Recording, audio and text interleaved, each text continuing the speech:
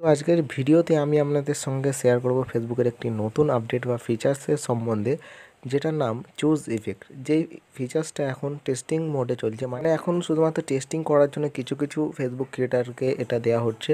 হয়তো আপনিও পেতে পারেন, গিয়ে চেক করতে পারেন। তো অ্যাকচুয়ালি এই চুজ ইফেক্ট ফিচার্সরা ফেসবুক কিসের জন্য নিয়ে আসছে, তো সেটাই আজকের ভিডিওতে বলে দেবো। আর এই চুজ ইফেক্ট ফিচার্সটা কী কী কাজ করবে অল ডিটেলসে বলো। ভিডিওটা অবশ্যই লাস্ট পর্যন্ত দেখুন, আশা করছি আপনাদের অনেক ভালো লাগবে। তো ফেসবুকে যে চুজ ইফেক্টটা আনছে, এই চুজ ইফেক্টে আপনারা দুটো জিনিস দেখতে পাবেন, একটা হচ্ছে লেআউট আর একটা হচ্ছে মোশান। তো মোশানের মধ্যে সাধারণত চারটি অপশান দেখতে পাবেন: ক্লাসিক, স্লাইড, ফ্লাশ, হাইলাইট। তো এই চারটে অপশান সাধারণত আপনারা মোশানের মধ্যে দেখতে পাবেন। অ্যাকচুয়ালি এই যে চুজ ইফেক্টটা, এটা শুধুমাত্র যে ইমেজ রয়েছে সেই ইমেজের জন্য এই চুজ ইফেক্টটা নিয়ে আসা হচ্ছে।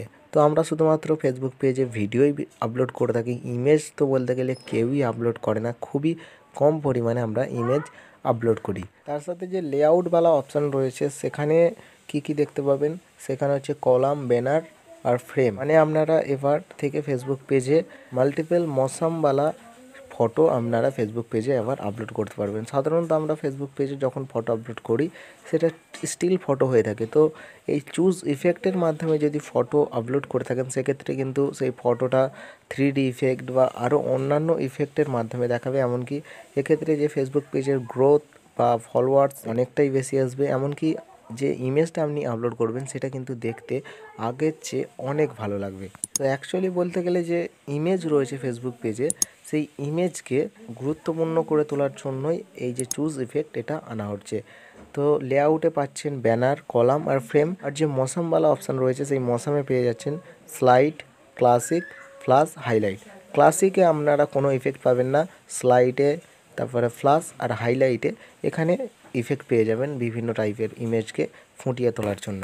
তো এবার থেকে বলবো আপনারা ফেসবুক পেজে ইমেজও আপলোড করতে থাকুন। ভিডিও আপলোড তো অবশ্যই সকলে করেন, কারণ ফেসবুক এবার থেকে ইমেজের ওপরে বেশি কিন্তু জোর দিচ্ছে, সেই কারণে এরকম আপডেট নিয়ে আসছে।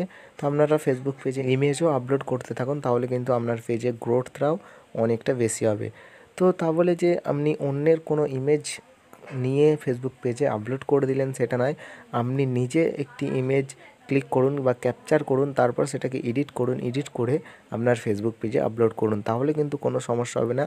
যে ইমেজের উপরে জোর দিতে বললাম বলে যে কোনো ইমেজ আপলোড করে দিলেন, তাহলে কিন্তু কপিরাইট আসবে, ইমেজেও কিন্তু কপিরাইট আসে, এটা আপনার জানা উচিত। তো এটাই ছিল আজকের আপডেট। আশা করছি ভিডিওটা আপনাদের ভালো লেগেছে। তো ভিডিওটা ভালো লাগলে অবশ্যই একটা লাইক করবেন, শেয়ার করবেন।